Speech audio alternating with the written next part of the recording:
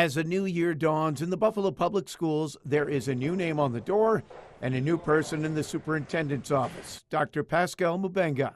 Well, Doctor, welcome to Buffalo. Thank you, Pete. Now that you've had a chance to look around and investigate things, what's your top priority going into the school year? Like any other superintendent, I've been doing this for almost 10 years. Safety is priority number one. Want to make sure that our staff and our students, they are safe. And even though he's new to the job and the area, Dr. Mubenga knows that school safety has been a hot-button issue since Buffalo Police Detective Richard High went on a podcast and accused the district of sweeping safety issues under the rug. I was aware, as I did my due diligence, I did my work researching the district. To me, that was something that can quickly be fixed. Number one, the fact that Board of Education took that proactive step to be able to give it to independent investigation.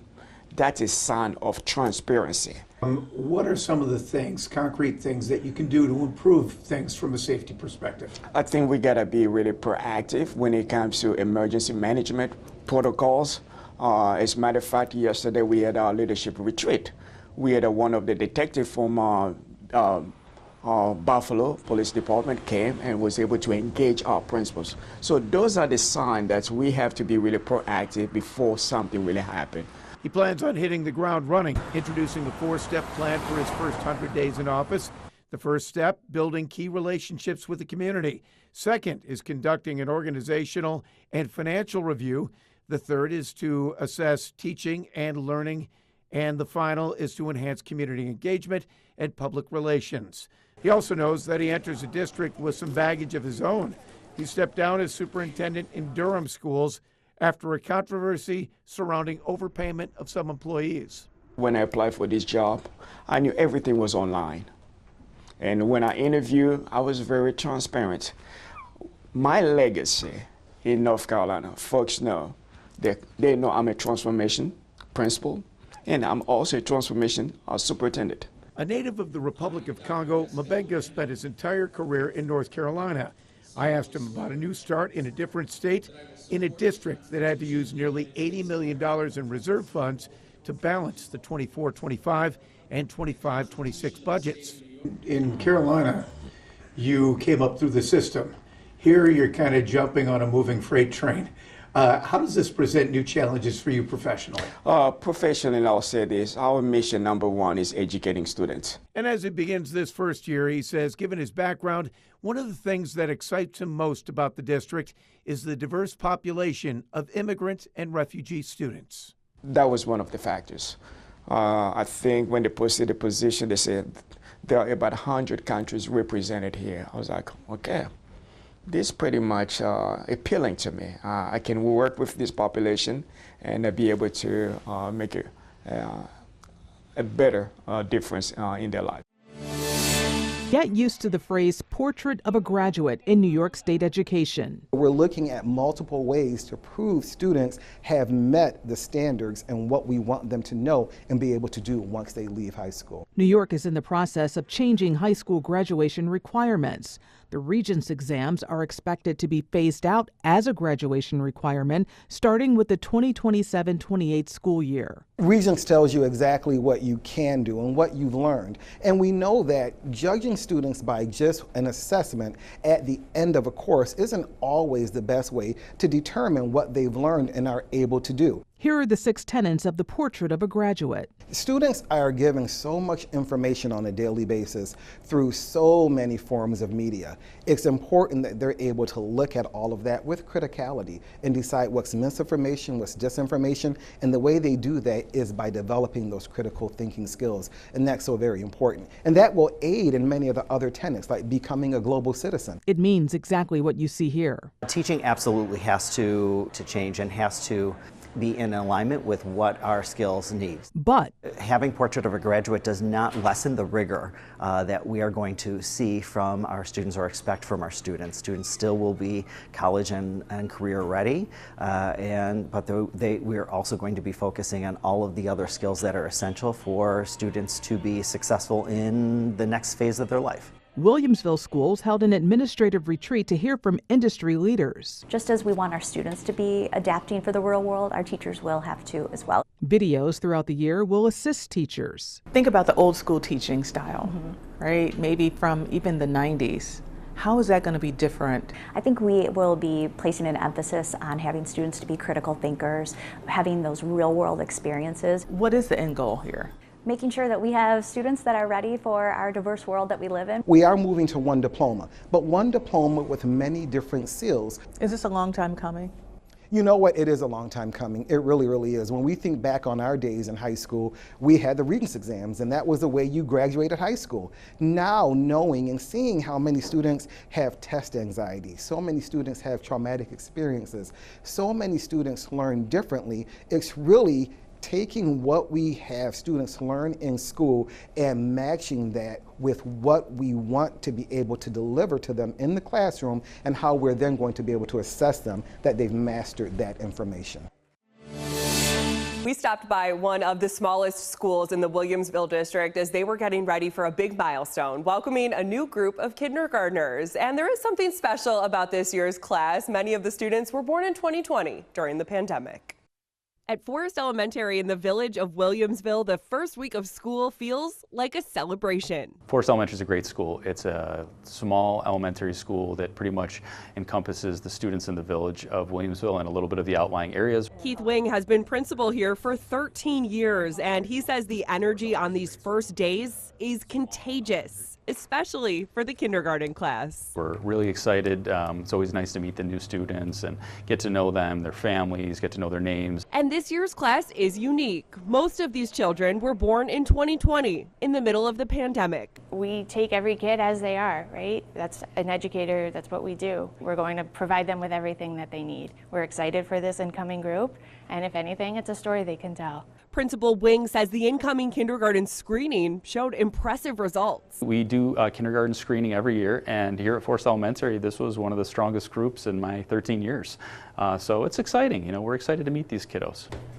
Teachers have been thoughtfully preparing their classrooms to make the kids and parents feel right at home. Kindergarten, honestly, is the best grade to teach because it's when they're just beginning their journey of learning, and you get to be the first person that introduces to them to that lifelong mission of growing and becoming who they're going to be. So it's my favorite. I always say, we're a family. We spend a lot of time together. So it's nice to foster that right away. We do a lot of community circles, just learning about each other.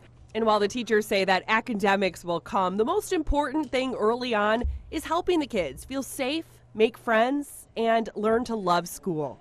They're not always going to remember exactly what you taught them, but they'll always remember how you treated them. And so if they feel loved and welcome and the environment is warm and they meet new friends, then you know that you've done it right. For Principal Wing, these first few days are the highlight of the year. I had joked with our custodian. I said, this is Super Bowl. For us, this is Super Bowl. We have to get ready for our beginning and have a great opening. And teachers at Forest say that the best thing parents can do to keep kids excited and engaged with learning is to get involved themselves through school events and organizations. On your side, Lauren Hall, Channel 2 News. To school can be a big change and a big difference in how you treat your child nutritionally. When it comes to eating healthy and staying focused at school, Professor Elizabeth Hart says it's more important than you may think. You're trying to learn something new.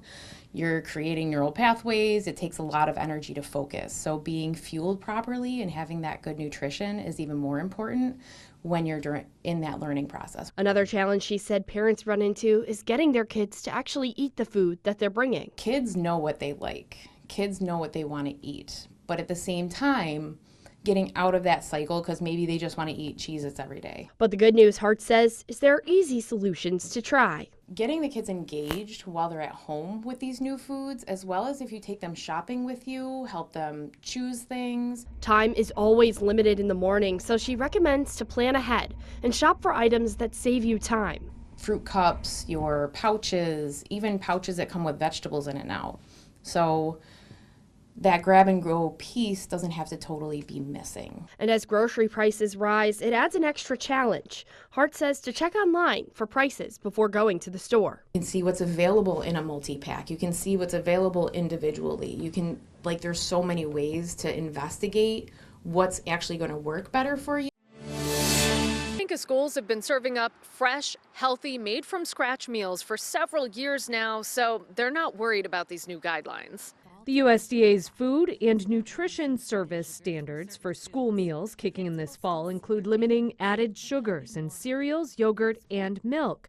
Additional restrictions on added sugars and sodium limits don't start until 2027. We know where it's coming from. We try to get local when possible. Instead of relying on prepackaged meals like a lot of districts, Salamanca City Central School District Food Services Manager John Haley and his team cook from scratch. It gives us a lot more freedom. We can be more creative and we can adjust.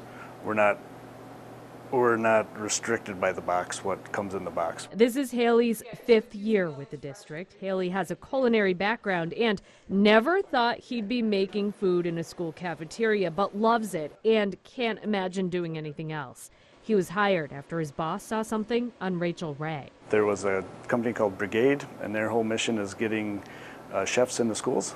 And so she saw that and got the ball rolling, contacted Brigade. They helped hire me. Salamanca schools offer free breakfast and lunch for everyone. And in order to undertake such drastic change, Haley knew he'd need buy-in from the staff and students. We meet with the student government and the high school a lot and just make sure that I check with them once a month. How's everything going? Is there anything you don't like? Is there anything you do like? What can we do better? What's working? And that's been amazing. 75 to 80% of the students now eat the lunches made by Haley's staff. That's 1,000 lunches a day.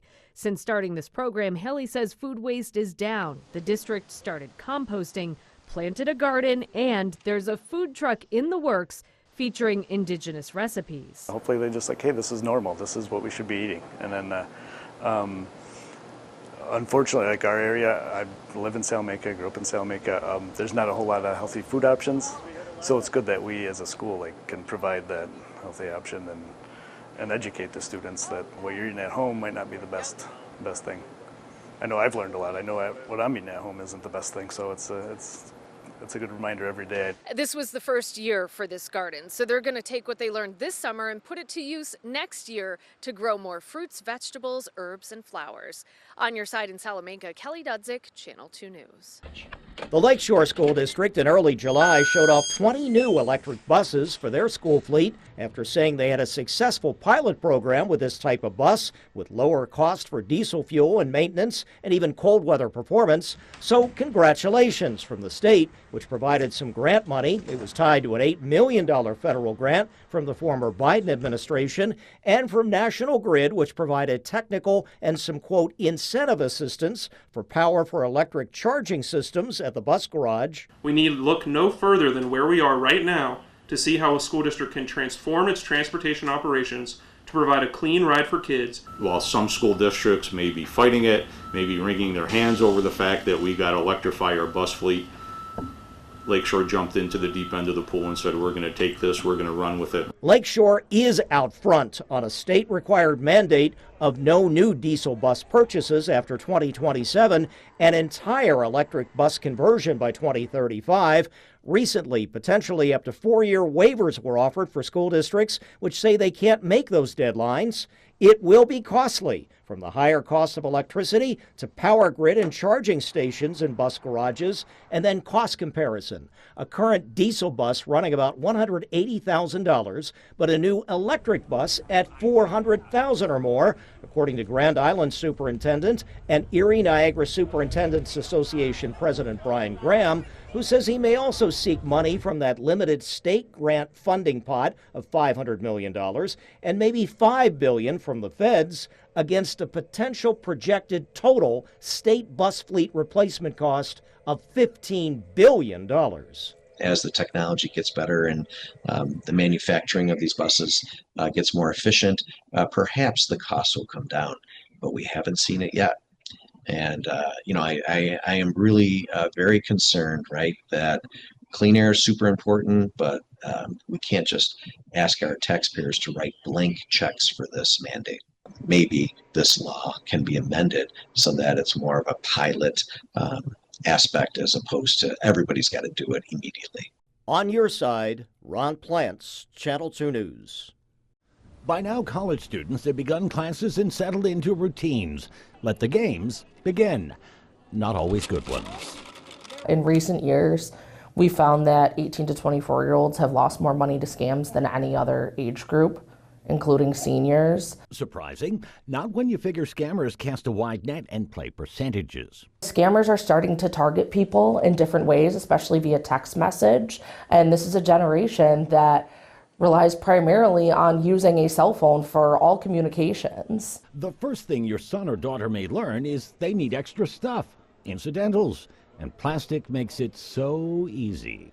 It can obviously be very tempting to apply for a credit card as a college student, but you do want to be careful for fraudulent credit card offers and scams that may be out there. When you apply for any card, you do have to give your personal information. Most legitimate student cards will come with a limit of $500 or $1,000. If they're offering you a high credit limit with a very suspiciously low interest rate, that's a red flag that you're dealing with a scam. Most students had their scholarships in order long before they ever came to campus, but that doesn't mean they can't keep looking for more. Sure, there's plenty of scholarships out there. But Jeff Boron, who runs a locally based not-for-profit college planning service, says, be warned. So the red flags are someone is asking you for money to find scholarships for you. The second is they're asking you for a lot of personal information, including things like social security number. And the third thing is someone said you've been awarded a scholarship, but you don't believe you applied to it. If someone is telling you that they will guarantee you a scholarship, it is probably a scam. Here's another thing. It may not be long before your student decides whether for financial reasons or more freedom, that dorm life is no longer their cup of tea. But here again. Another thing to look out for would be rental scams, where somebody might post pictures of an apartment that exists somewhere else. They'll often ask for payment through peer-to-peer payment apps and say, I just need this deposit. I have a lot of people looking at it, but if you send me that deposit right now, it's yours. Those are all some red flags. You should never rent a place that you haven't gone and seen in person. It means something important to me with my own heart issues that I've had. Heidi Buffamonte is the principal at Clarence Center Elementary. And yes, even at her young age, she has already had 2 heart ablations. So Dacia's law is personal to her. I'm quite young, but I've already had 2 heart ablations and proud to be standing in front of you, healthy and stronger than ever. But the staff here, anybody knowing how to use an AED machine is just incredibly important to me to save lives. Heidi told me it's all about having that life-saving plan in place with properly trained people. Within our Clarence schools, we all have the AEDs. The district offers routine opportunities to be CPR and AED certified. On top of that, we're in the process of creating our cardiac emergency plans to update our safety plans. So that is something across all of our schools that we will have per the Dacia's law that was put into place. So Dacia's law has changed a lot for your school and the plans that you have in place. Well, we already had these. We already had the AEDs, but I think that systematic gathering and system around how do you respond if such a tragedy were to occur, and the rapid response. That is the most important thing we can do for anyone, a student, a staff member, if they did go into a cardiac emergency. Show me how this specifically works here. Sure. So upon putting force here and pulling it open, it is not locked in any way. It will come open and the AED will come out, and you can take that to wherever the emergency is taking place. Now, there is a key here, but Yeah. it is not locked. It's not as if someone has to search for keys, right? No, it is not locked. Upon putting force on here, it will open. But this is also important. This blue tag shows that if it's tampered with, we know that it needs to be checked. So the resources, the emergency supplies inside, the pads, needs to be reassessed to make sure at all times it's ready to use. And how many people are trained to use this? Yeah, throughout our entire district, like I shared, the staff, transportation, teachers, aides, administrators are offered routinely opportunities to be the CPR and AED certified. So within our school and all of the schools, we have a set of people that have that training. Even a district-wide safety team is currently in place, oftentimes coordinating with experts from the local community, BOCES, the Sheriff's Department, and nearby fire departments as well, for a complete, coordinated approach. Heidi says she has a lot of district support. Absolutely, absolutely. And as I shared with you, it personally means a lot to me, to make sure that the staff here is trained and feel confident to be able to come and use this if there were to be an emergency. Because again, that rapid response, every single second counting, especially within the first 5 minutes of an emergency, is key. I think Daisha's law is going to save lives, whether that be a child, a staff member, a community member here for an event. Schools are gathering places. It's a hub of love and warmth and people coming together. But as we know, we've seen an increase in these cardiac events. So I think it's critical that this law is in place and that all schools have to have these present, staff trained, and a plan to use them.